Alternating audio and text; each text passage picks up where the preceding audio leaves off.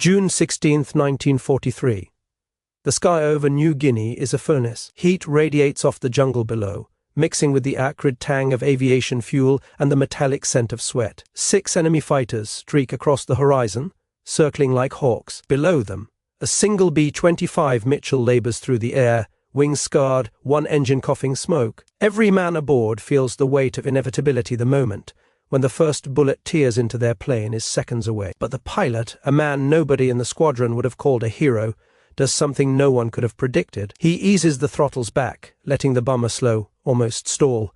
The enemy formation wavers. The Zeros overshoot, their rhythm broken. The air is suddenly filled with uncertainty, and in those fleeting seconds, survival becomes possible. The 5th Air Force operates under relentless pressure. Missions stretch for hundreds of miles over open ocean, with no margin for error. If engines fail, crews ditch, and sometimes they never return. The Japanese Zeros are faster, more agile, and piloted by men who have been trained since adolescence to kill. American bomber crews die in numbers that haunt officers' dreams, and replacements arrive raw, naive, and often untested. Each sortie is a gamble with lives and machines. Into this chaos steps Jay Zemer Jr., a tall, lean man with wire-rimmed glasses fogging. In the tropical heat, he looks nothing like the stereotypical fighter pilot. He's meticulous, cerebral, a graduate of MIT with a mind wired for calculations, not bravado. His crew calls him the Bookworm, a title he wears without resentment. While others played cards or wrote home, Zemer studied manuals, mapped enemy airfields, and pored over translated Japanese flight tactics, diagramming their every move. His questions irritated commanding officers. Why do we always fight on their terms? What if we stop trying to outrun them? Zemer is cautious, hesitant, analytical qualities considered weaknesses by those who equate courage with aggression. He is shuffled between squadrons like an unneeded spare part, flying co-pilot missions or filling in for the sick. Quietly, he observes, he notes patterns. He watches how other crews perish during pursuit, how Japanese fighters exploit predictable bomber behavior, and how minor changes in timing or speed could shift outcomes.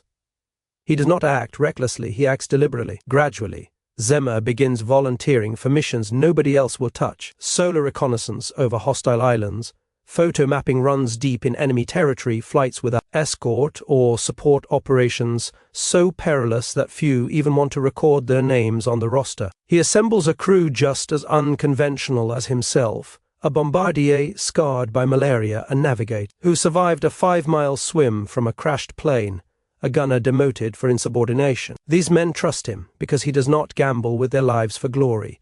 Before every sortie, Zemer's preparation is obsessive. He calculates fuel down to the gallon, runs every scenario, and equips his battered B-25 with reinforced gun mounts and an extra forward-facing cannon. His briefings are precise, statistical, devoid of motivational speeches. 17 minutes over target. If we encounter fire here, we divert there. If an engine fails, we glide this far. His crew listens not out of blind loyalty, but trust in a man who measures survival in data, not chance. That morning, the B-25 rolls along the runway at Oro. Dawn casts long shadows over the jungle as the plane lifts into the grey light. No escort, no cover. Nothing but the endless expanse of ocean and the distant enemy. They head north toward Buganville, an island crawling with Japanese forces. The mission is simple to state. Impossible to survive, photograph airstrips and harbors and make it back. The air is tense, each man bracing for what may be their last flight. By 0600, they reach the target. The sun rises over the island, glinting off fuel depots and transport ships. Cameras click as the bombardier snaps photos, documenting every structure. Then, without warning, the first Zero dives from below, wings cutting through the light. 1 becomes 2, then 4, then 6 enemy fighters converging like a shadow over the bomber. The radio crackles. The rear gunner reports contact. Standard procedure would be to throttle up, climb, and pray. But Zemer does none of that. He observes, waits, and times his response. As the first Zero locks in, he eases the throttles back. The bomber lurches, the fighter overshoots.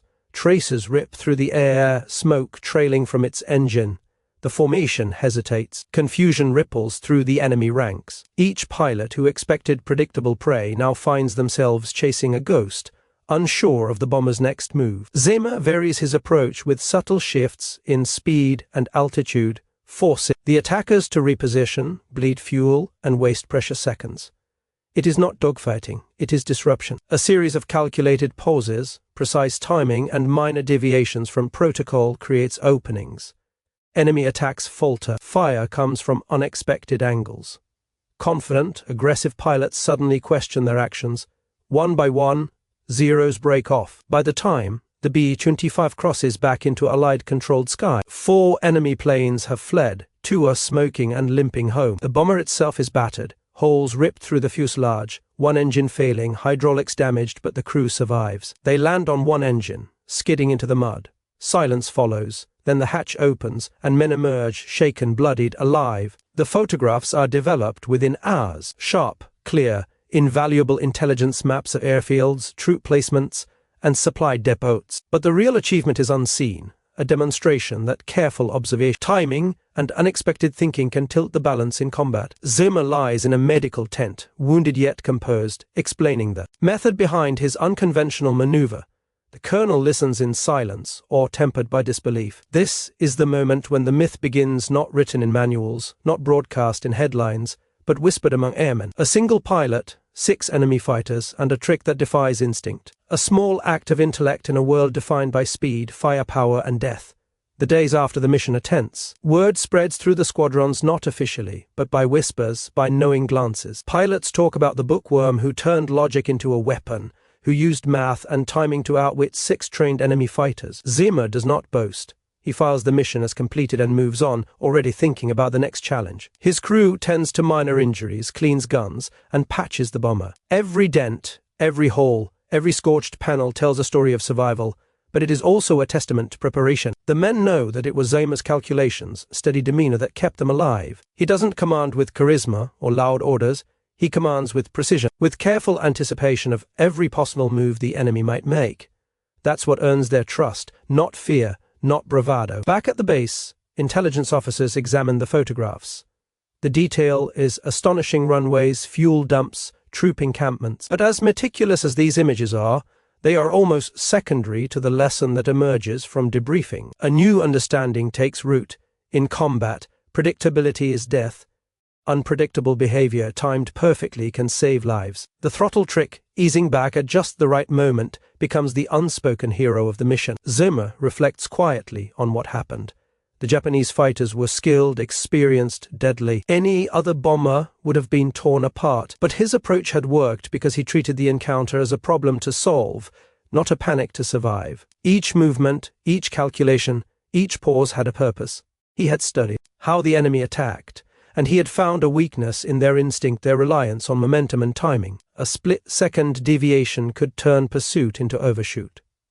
A moment of controlled slowness became lethal. The squadron notices a change. Pilots start experimenting subtly with minor throttle adjustments, small altitude shifts, slight timing variation. Not all succeed. Some flights end in disaster, some in embarrassment, but enough work to prove the principle. Unpredictability matters. Zemer's quiet courage, his insistence on calculation over impulse, becomes an invisible ripple through the ranks. Survival rates inch higher, and men start returning alive who otherwise would not have. Zemer himself does not return to combat for long. The mission leaves him wounded bullet fragments, shrapnel bruises that will linger. He is sent stateside to recover, but the lessons he carries with him are invaluable. He trains new pilots, imparting a simple but profound truth: instinct alone is not enough. Timing, observation, and careful calculation can mean the difference between life and death. He demonstrates that in war, intelligence and planning are as lethal as guns and bombs.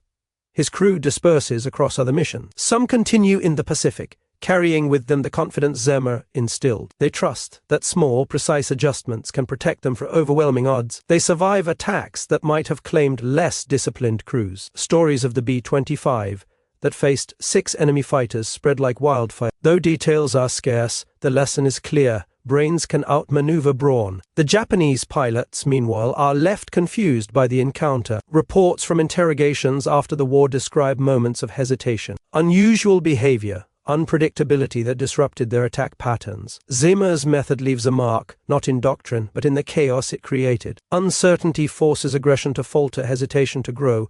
The very skill of the enemy becomes a liability when faced with calculated disruption. By the end of 1943, bomber losses begin to drop slightly. Analysts credit a combination of better escort fighters, improved aircraft, and more experienced crews. But among those in the air, it is understood that one pilot's insight, the throttle trick, the deliberate pauses, the controlled unpredictability played a crucial role. It is not in the manuals, not in official citations, but in the conversations among pilots, the whispered strategies shared in mess halls and briefing rooms. Zemer returns to civilian life after the war, quietly remarkable yet modest. He builds bridges and water systems, raises a family, and rarely speaks of the Pacific skies. His crew members remember him vividly, recounting the mission, the calculations, the cool precision that saved them. The plane is long gone, scrapped, but the principle survives. In flight schools across the country, decades later, instructors still teach energy management, the value of unpredictability, and the moment when doing the opposite of instinct is the smartest move. The war leaves countless heroes.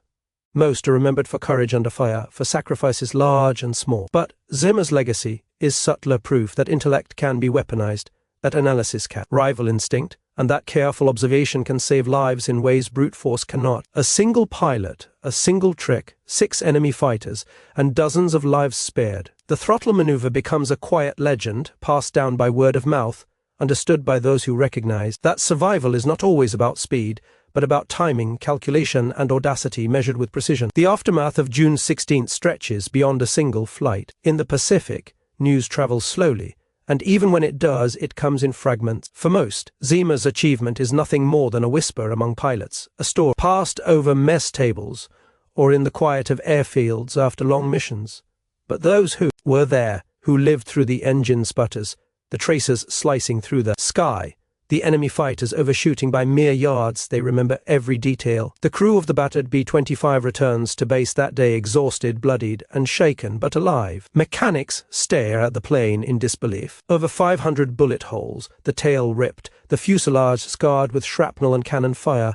The canopy is cracked. Every man aboard carries bruises, burns, or cuts. The bombardier is bleeding. The navigator has shrapnel embedded in his shoulder. Zemer himself is pale, blood staining his uniform. Yet, despite the injuries, his calmness never falters. He walks among his crew as though nothing extraordinary has happened, checking instruments, noting damages, already calculating what must be repaired for the next sortie. At the debriefing, the higher-ups are stunned. The mission was nearly suicidal. 6 skilled Zeros against a single bomber. No escort, no backup. Yet here they are. Zemer recounts the flight methodically, describing the throttle reductions, the slight shifts in altitude, the way he forced the enemy fighters to overshoot and open themselves to counterfire. He explains in terms of seconds and degrees of momentum and energy states, avoiding any dramatics or flair. The colonel listening is silent. For a moment, no one speaks. Then comes the question that hangs in the air. Did you plan this? Zemer nods. Months of observation, of calculations, of testing the limits of physics against instinct had all led to this moment. The colonel does not respond immediately. Recognition, suspicion, and disbelief war inside him. The line between genius and insubordination is razor-thin in wartime. 3 days later, the formal commendations arrive. Zemer is awarded the Medal of Honor.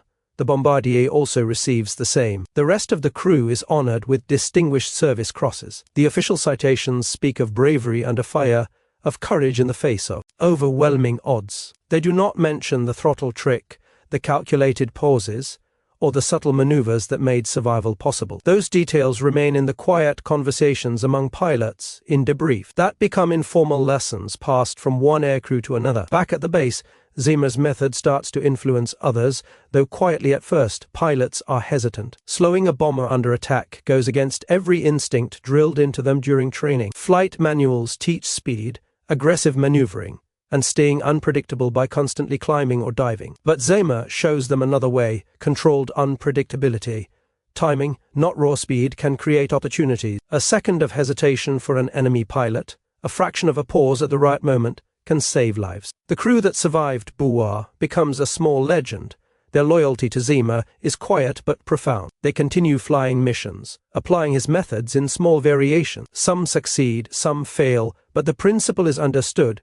Predictability kills. Even after the war, these men will recount stories of a bomber that seemed to think, that paused at impossible moments, that manipulated the air and the enemy with intelligence rather than firepower alone. For Zemer, the war continues, but not for long in combat. His injuries are serious. Bullet fragments, shrapnel, bruised muscles, and fractured nerves make extended combat flights risky. He is reassigned stateside to train new pilots, where his knowledge becomes even more valuable. Instructors pass down techniques in textbooks and manuals, but the nuance of Zemer's approach, energy management, timing, the subtle disruption of enemy expectations is taught in conversations, demonstrations, and simulations. It becomes a quiet legacy, not officially written in doctrine but lived in practice. His teaching style mirrors his flying style, methodical, precise, and patient. He does not glorify bravery. He teaches survival, observation, and calculation.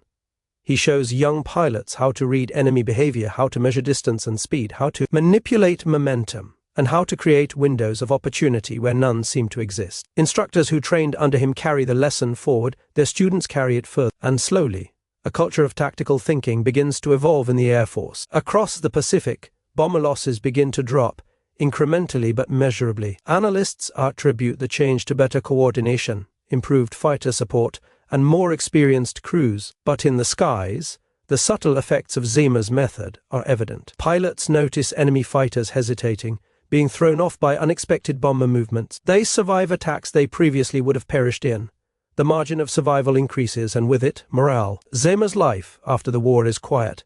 He returns to New England, trades his flight gear for a suit, and his bombs for blueprints. He designs bridges, water systems, and infrastructure that will serve communities for decades. He marries, raises children, and rarely speaks of the war.